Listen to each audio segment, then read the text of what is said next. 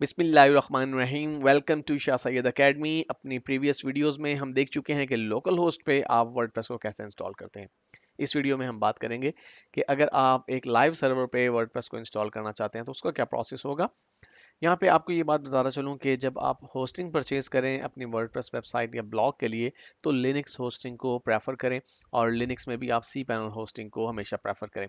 तो मेरे पास इस वक्त सी पैनल में मैं लॉग्ड इन हूँ और मैं यहाँ पे वर्डप्रेस को इंस्टॉल करना चाहता हूँ। ये एक्चुअली मेरी डोमेन है जिसमें मैं वर्डप्रेस को इंस्टॉल करना चाहता हूँ। तो इसके लिए मेरे पास डेस्कटॉप पे वर्डप्रेस का जो सॉफ्टवेयर है वो पहले से मौजूद है। अब आपको एक काम सबसे पहले यहाँ पर ये करना है कि इस फाइल को आपने यहाँ पर कर देना है एक्सट्रैक्ट। उसकी वजह यह है कि वर्डप्रेस जब आप डाउनलोड करते हैं तो ये जो जिप फाइल आपके पास मौजूद है या रार फाइल आपके पास मौजूद है, इस फाइल के अंदर एक फोल्डर मौजूद है वर्डप्रेस के नाम से, और उस फोल्डर के अंदर तमाम की तमाम वो फाइल्स मौजूद हैं जो कि डायरेक्टली हमें अपनी रूट फोल्डर में अपलोड करनी है। तो आपको क्या करना है, आपको अपने सी पैनल में जाने के बाद फाइल मैनेजर को एक्सेस करना है। यहाँ पे आपके पास मुख्तलिफ फोल्डर्स मौजूद हैं। आपका जो रूट फोल्डर है यानी वो फोल्डर जहाँ पर आपको वर्डप्रेस इंस्टॉल करना है वो public underscore html है। ये वो फोल्डर है जहाँ पे आपको वर्डप्रेस की फाइल्स अपलोड करना है। तो आप इस पे डबल क्लिक कीजिए। अमूमन ये फोल्डर या तो एम्प्टी होगा या पे इस पे CGI डैश बिन नाम का एक फोल्डर मौजूद होगा। अब यहाँ पे हमें वो फाइल्स अपलोड करनी है जो कि अनजिप हो चुकी हैं हमारे पास। डेस्कटॉप पे देखिए वर्डप्रेस के नाम से एक फोल्डर बन गया है, और इस फोल्डर के अंदर ये सारी फाइल्स और फोल्डर्स मजीद मौजूद हैं। तो मैंने इसे अनजिप क्यों किया है, इसलिए क्योंकि इस वक्त ये फाइल्स इस फोल्डर में मौजूद हैं। लेकिन मैं ये चाहता हूँ कि जब मेरे पास अपलोड होके पब्लिक अंडरस्कोर HTML नामे इस फोल्डर में ये फाइल्स अपलोड हों तो यहाँ इस रूट डायरेक्टरी में डायरेक्टली ये फाइल्स और फोल्डर्स मौजूद होनी चाहिए। इसलिए मैं वर्डप्रेस के इस फोल्डर के अंदर आता हूँ, इन तमाम फाइल्स को मैं सिलेक्ट करता हूँ, और फिर मैं राइट क्लिक करके ऐड टू आर्काइव के ऑप्शन को सिलेक्ट करता हूँ और जिप कर देता हूँ। देखिए आप कई तरीकों से वर्डप्रेस को अपलोड कर सकते हैं, लेकिन मेरे नज़दीक जो आसान तरीन तरीका है वो ये है कि आप एक जिप फाइल क्रिएट कर लें इन तमाम फाइल्स और फोल्डर की, और फिर इसे अपलोड कर दें। तो हम यहाँ जाते हैं और अपलोड करते हैं इस फाइल को। तो अपलोड का ऑप्शन यहाँ पर मौजूद है, और हमने यहाँ पे सिलेक्ट फाइल के ऑप्शन पे क्लिक करना है, और डेस्कटॉप पे जाके हम वर्डप्रेस को सिलेक्ट करते हैं, और वर्डप्रेस के फोल्डर के अंदर हमारे पास वर्डप्रेस डॉट जिप मौजूद है।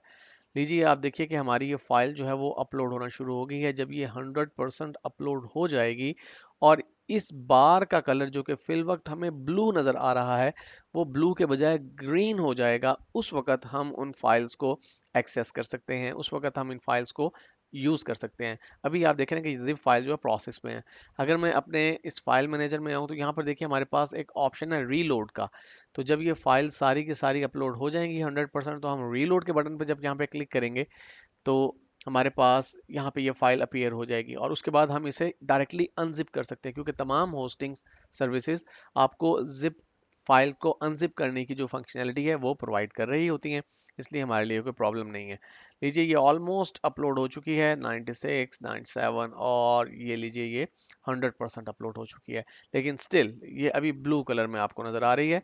जो अपलोडिंग प्रोसेस है वो फाइनलाइज हो रहा है। आपने वेट करना है जब तक कि इस बार का कलर ब्लू से ग्रीन कलर में टर्न नहीं हो जाए, तभी आप इसे यूज कर पाएंगे। तो थोड़ा सा हमें वेट करना पड़ेगा। अगर फिल वक्त मैं यहाँ पर रीलोड का बटन क्लिक करूँ तो आप देखिए कि हमारे पास एक जिप फाइल जो है वो अभी शो नहीं हो रही। हालांकि फाइल पूरी अपलोड हो चुकी है, लेकिन चूंकि अभी तक यहाँ पे इस बार का कलर ग्रीन नहीं हुआ। एक्चुअली जब आप फाइल्स अपलोड करते हैं तो आपका जो सर्वर है वो उन फाइल्स को साथ ही स्कैन भी करता है। तो इसी वजह से फाइल के पूरी तरह अपलोड हो जाने के बाद भी अभी जो है फाइल हमारे पास अपीयर नहीं हो रही, क्योंकि अभी तक सर्वर ने इस फाइल को ओके कंसीडर नहीं किया कि जनाब ये फाइल अपलोडिंग प्रोसेस के लिए ओके है या नहीं। एनी हाउ ये भी चंद सेकंड्स के अंदर जो है इसका कलर ग्रीन हो जाएगा, और फिर हम इसे यहाँ से अनजिप कर सकते हैं। तो मैं इसे साथ साथ रीलोड करता रहता हूँ। तो जो ही वो प्रोसेस 100% फाइनलाइज होगा, देखिए यहाँ पे कलर ग्रीन हुआ और यहाँ पे ये फाइल अपीयर होगी। अब मैं इस फाइल अपलोडर को क्लोज कर सकता हूँ, और मैं इस wordpress.zip फाइल पे राइट क्लिक करके एक्सट्रैक्ट के ऑप्शन पे क्लिक करता हूँ। आपने इस पाथ को चेंज नहीं करना, public_html के अंदर ही आपने फाइल्स को एक्सट्रैक्ट कर देना है। अब इससे हुआ ये कि देखिए ये फाइल्स wp admin कंटेंट और इंक्लूड्स ये फोल्डर्स और ये फाइल्स डायरेक्टली मेरे पब्लिक अंडरस्कोर HTML फोल्डर में पहुंच गई। अब मुझे इस जिप फाइल की जरूरत नहीं है, मैं राइट क्लिक करके इसे कर देता हूं सिंपली डिलीट, और लीजिए मैंने इसे कंफर्म कर दिया। अब फाइल्स अपलोड हो गई हैं। नेक्स्ट वीडियो में हम देखेंगे कि हम डाटाबेस कैसे क्रिएट करते हैं अपने लाइव सर्वर में।